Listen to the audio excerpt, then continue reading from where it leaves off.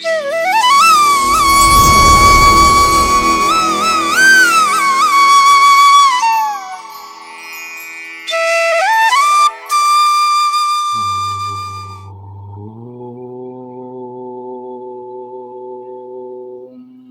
సమర్థ సద్గురు సాయినాథ్ మహారాజ్ కి జై.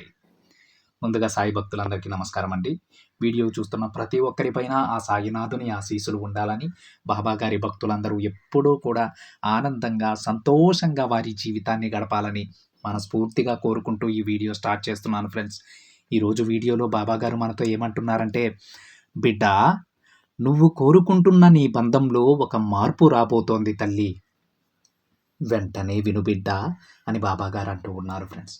అయితే ఎటువంటి బంధంలో ఏ మార్పును బాబాగారు తీసుకురాబోతున్నారో స్వయంగా బాబాగారి మాటల్లోనే విందాం. బాబాగారు ఇంకా ఏం చెప్తున్నారంటే, తల్లి, నీకు దిక్కుతోచని సమయంలో సమస్యలన్నీ ఒక్కసారిగా చుట్టుముట్టి ఇక ఆ సమస్యల నుంచి బయటపడలేని సమయంలో నీకు ఉన్న ఏకైక మార్గం ధైర్యం, నీ సాయి మాత్రమే అని గుర్తించు. నేను మాత్రమే ఆ సమస్యల నుంచి నిన్ను బయటపడేసే ఒక గొప్ప అవకాశాన్ని ఇస్తాను. నీకన్నా నీ జీవితం గురించి నేనే ఎక్కువగా ఆలోచిస్తున్నానమ్మా. కాబట్టి నేను ఎంతో ఆలోచించి నీ జీవితం ఎలా ఉంటే నువ్వు సంతోషంగా ఉంటావో అలానే మారుస్తాను. కానీ బిడ్డ, నువ్వు నన్ను ఏమాత్రం అర్థం చేసుకోవు. ఎందుకంటే నీకున్న కష్టాలు నిరాశకు నిన్ను గురిచేసి నువ్వు ఇక చేయలేక బాధపడుతూ ఉన్నావు.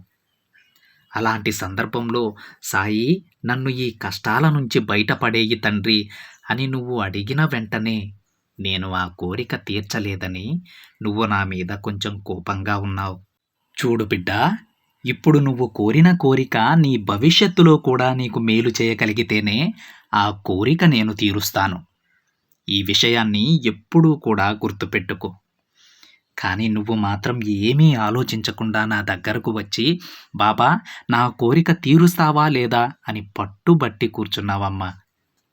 బాబా, నువ్వు నా కోరిక తీర్చకపోతే నువ్వు లేనట్టే అని అంటూ ఉన్నావు తల్లి. కానీ బిడ్డ, నేను నువ్వు ఏమన్నా సరే నేను ఏమాత్రం పట్టించుకోనులే.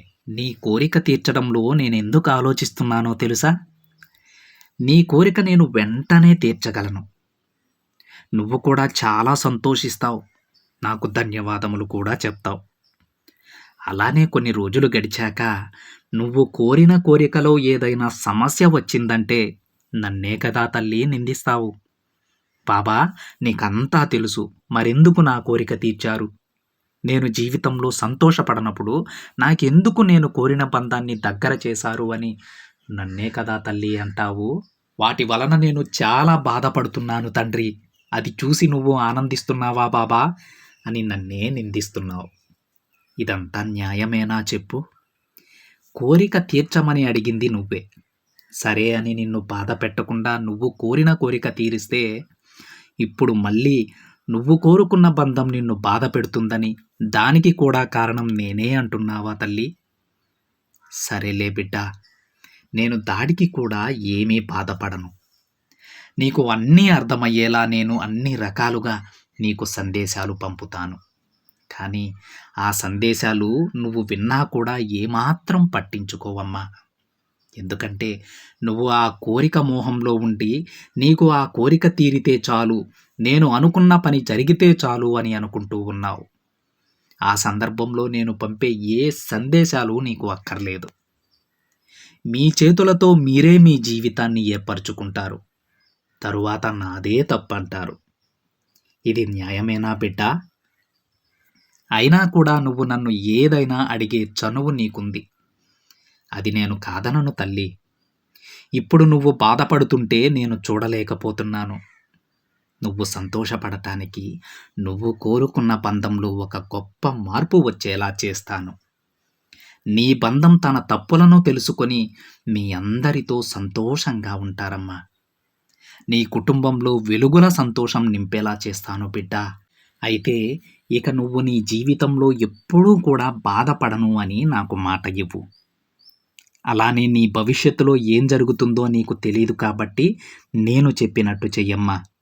అంటే నువ్వేదైనా కోరిక కోరినప్పుడు అది ఆలస్యమైతే నీ కోరిక వలన నీ జీవితంలో బాధ కలుగుతుందని అర్థం చేసుకో.